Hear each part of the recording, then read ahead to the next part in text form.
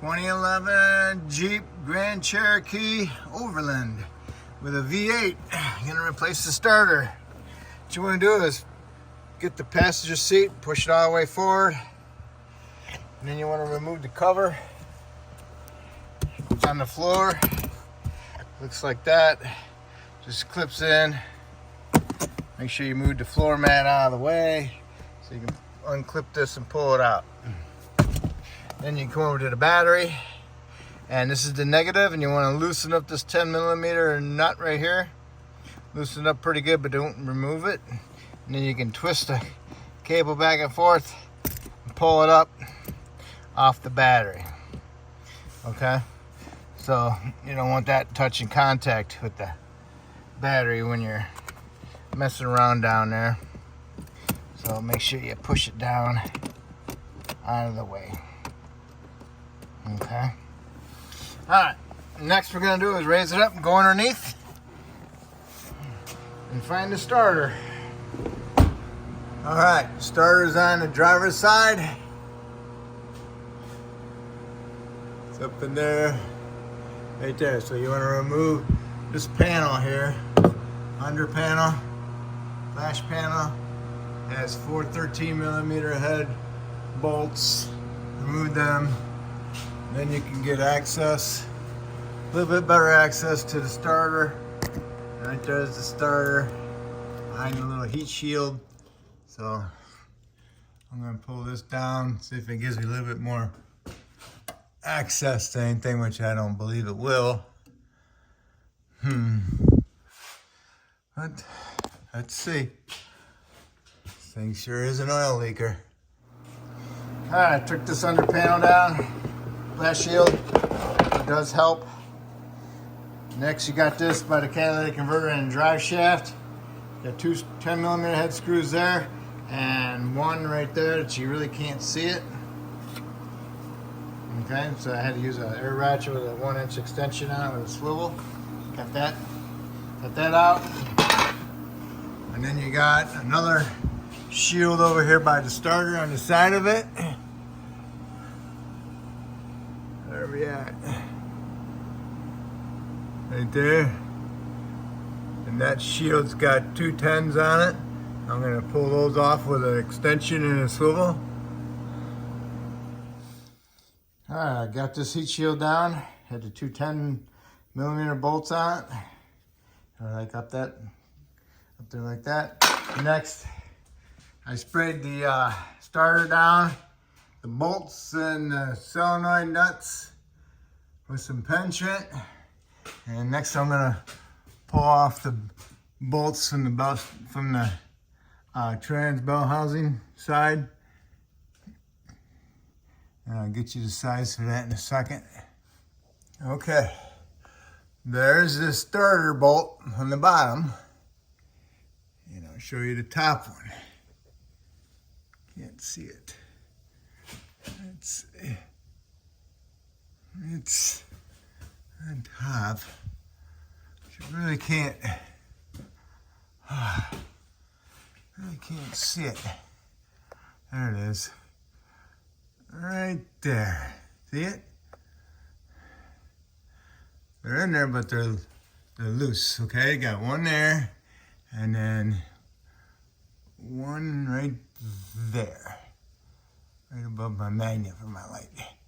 Okay, I got the top one off with an 18-inch extension, 3/8 swivel to a 15mm swivel. Okay, that's how I got the top one. And the bottom one I did it with just a 15mm swivel without the extra swivel. Okay. Next, I dropped this panel. It has 10mm in the front and 2 13mm in the back.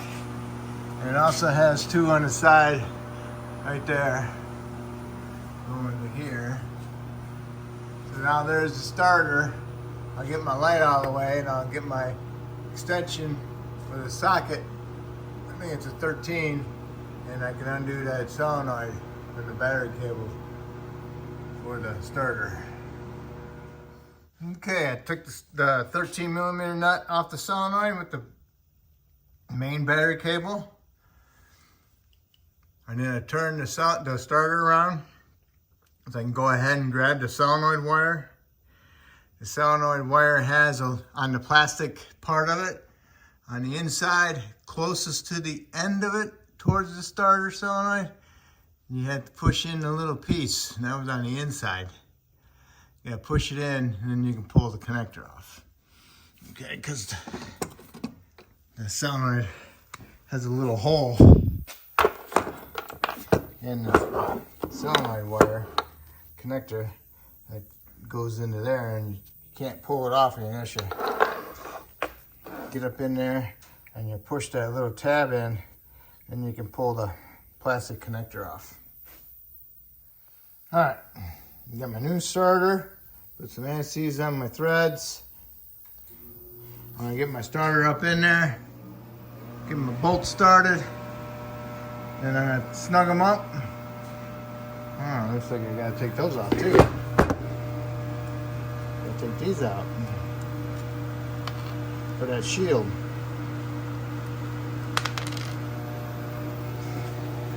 Anyway, I get my bolts in there, I get them started, and then I'll tighten it up, snug them up, and then tighten them. And then I'll go ahead and put my main cable on, and I'll get my nut up in there, and then I'll get my extension with my 13 millimeter swivel, and I'll put my nut on there, tighten that up, and I get my connector, and I push my connector on the solenoid wire. And then I'll go ahead and start putting my heat shields back on. And stick the starter up through this way, and then get it all the way up in here as far as I can go. And then I'll stick my hand up in here, grab it, push it back towards the bell housing, and then I'll have my extension with my swivels on them, and I'll start my 2 bolts, and I'll snug them up, and then I'll finish tightening them up. Okay, next, gotta do my terminals. All right, got the cable on, put my nut on, thread it in as far as you can with your fingers. Remember that little, that battery cable's got a little nub sticking out, and it goes in a little slot on the solenoid on the inside. So make sure it's in there, and make sure it's sitting nice and flat, and then you can go and snug it up with your fingers, and now you can go ahead and tighten up that nut. Okay, I got my connector on. I got the piece you push on the inside. And make sure you use a light to make sure to help you plug it in. And once you got it plugged in, give it a little tug, see if it comes off. If it doesn't come off, then it's good. And just wiggle it back and forth just to make sure you're scratching the terminal a little bit with the terminal to make good contact. All right, so now my starter's in. Now we can start putting our heat shields back on. Got that heat shield on. Now it's time to put this one up there. Okay, remember this one you can't see. Get that bracket up in there. See the bolt? Not really, but I started the bolt that one way up in there first, and I looked down the bottom, and I could see the hole, and I could see the bolt. That's how I got started. Ran in with my finger, and I got the other 2 bolts started, and I got my ratchet up there with the 1-inch extension on the swivel, and tighten them up. Next, time for that. Yeah, that's the coolant that's in here, huh? Ain't that nice? Put a thermostat in it. All right, we got my under panels back on, glass shields. Now we're all set to go ahead and lower it down. Okay, now it's time to connect your battery back up. Put it on there.